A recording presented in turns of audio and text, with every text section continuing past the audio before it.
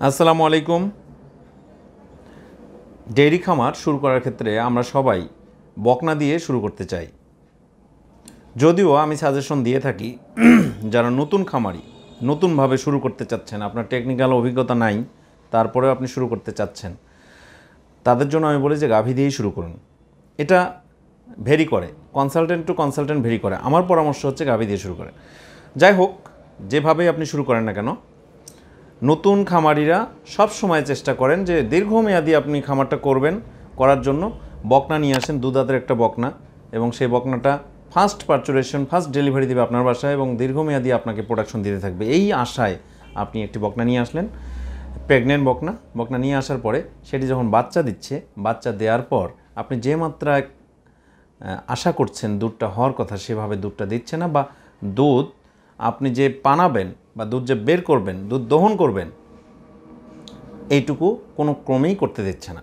দুটি বিষয় এখানে ব্যাপার আছে। একটি হচ্ছে যে বাছুরকে দুধ দেয়, কিন্তু গরু আপনি যখন হাত দিচ্ছেন তখন দহন করতে পারছেন না। আরেকটি হলো যে বাছুরকেও দিচ্ছে না, আপনাকেও দিচ্ছে না। এই দুটি বিষয়ে সম্মুখীন যারা সফল খামারি আছেন, কম বেশি সবাই এই বিষয়টার সাথে পরিচিত। আজ আমি আপনাদের সঙ্গে এই বিষয় নিয়ে আলোচনা করব এবং কি করলে আপনারা এই সমস্যা থেকে মুক্তি পাবেন।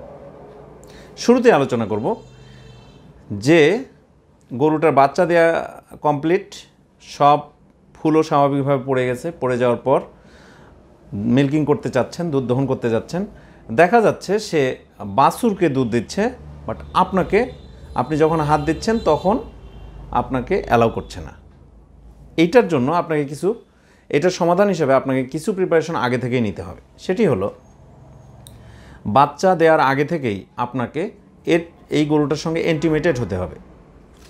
এই সমস্যায় সবচেয়ে বেশি পড়েন যারা একদম লেট প্রেগনেন্সিতে গরুগুলো নিয়ে আসেন, 7 মাস 8 মাস গর্ভবতী অবস্থায় যে গরুগুলো নিয়ে আসার পরে আপনাকেই সবচেয়ে বেশি এই ঝামেলাটায় পড়তে হয়।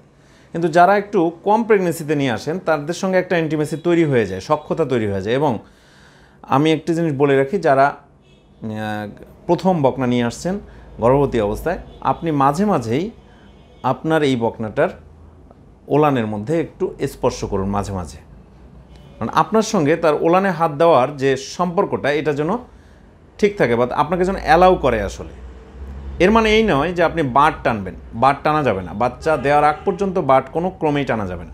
আপনি ওলানটা একটু হাত দিয়ে মেসেজ করবেন বা হাত দেওয়ার চেষ্টা করবেন, আপনাকে যেন অ্যালাউ করে। আপনি যদি এইভাবে তার সঙ্গে একটা ইন্টিমেসি তৈরি করতে পারেন, তাহলে দেখবেন যে বাচ্চা হওয়ার পরে সে আপনার সমস্যা করবে না। আচ্ছা, তারপরেও যদি সমস্যা করে বা কোনো ক্রমে আপনি 7 মাস 9 মাস নিয়ে আসছেন, প্রেগনেন্সি নিয়ে আসার পরে বাচ্চাকে দিচ্ছে, আপনাকে দিচ্ছে না, এখানে আপনাকে একটু টেকনিক অবলম্বন করতে হবে। সেটি হচ্ছে যে ও যদি বাচ্চাকে দিচ্ছে, তার মানে বাচ্চাকে অ্যালাউ করছে, বাচ্চাকে যখন আপনি দিচ্ছেন, বাচ্চাকে দেওয়ার সময় আপনি ওই সময়ে আরেক পাশে বসে যান, বসে আলতো করে আপনিও ট্রাই করা শুরু করুন। যদি দেখেন যে দেওয়ার সাথেই চটকে উঠতেছে, সে বুঝতে পারতেছে, তাহলে একটু থামিয়ে দিন। তারপরে আবার বাচ্চা যখন খুব ফুল ফ্রিকোয়েন্সিতে দুধ খাওয়া শুরু করবে, তখন আপনি আস্তে করে হাত দিয়ে ওই ফ্রিকোয়েন্সিতে একটু একটু করে, খুব জোরে না টেনে, স্লিপারি করে আস্তে আস্তে বারটা টানার চেষ্টা করুন। অনেক ক্ষেত্রে দেখা যায় যে 3 থেকে 4 দিনের মধ্যে সে স্বাভাবিকভাবেই আপনার হাতেই সে মিল্কিং করার সুযোগ দেবে। এখানে একটি বিষয় বলে রাখি, কিছু গরু কিছু ভাইস আছে, কিকিং ভাইস, বদভ্যাস, কিক দেওয়ার বদভ্যাস। এ দেখবেন যে পিছনে গরু কিন্তু পিছন দিকে লাথি মারতে পারে না, কিন্তু সে পিছনেও লাথি মারতে পারে। এরকম যদি ভাইস থেকে থাকে, সেই গরুগুলোর ক্ষেত্রে আপনি যেটাই করেন না কেন, আপনি ডিস্টার্বড হবেনই।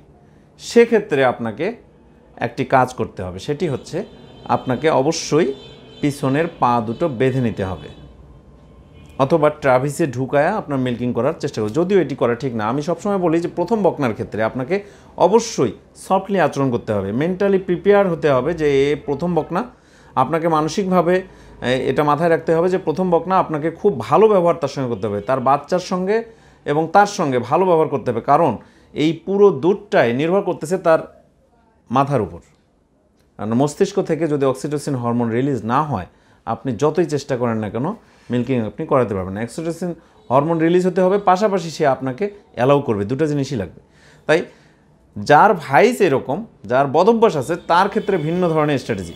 যেটার বদভ্যাস নাই, মানে ওই রকম পিছনে কিক মারতে পারে না, বাট আপনাকে অ্যালাউ করছে না, তার ক্ষেত্রে আমি বলতেছি যে আপনি বাছুরের সঙ্গে আপনিও একটু বসে পড়ুন এবং তাকে আস্তে আস্তে তার সঙ্গে অ্যাডজাস্ট হওয়ার চেষ্টা করুন। এটা করলে আপনি দেখবেন যে আপনাকে আস্তে আস্তে অ্যালাউ করবে।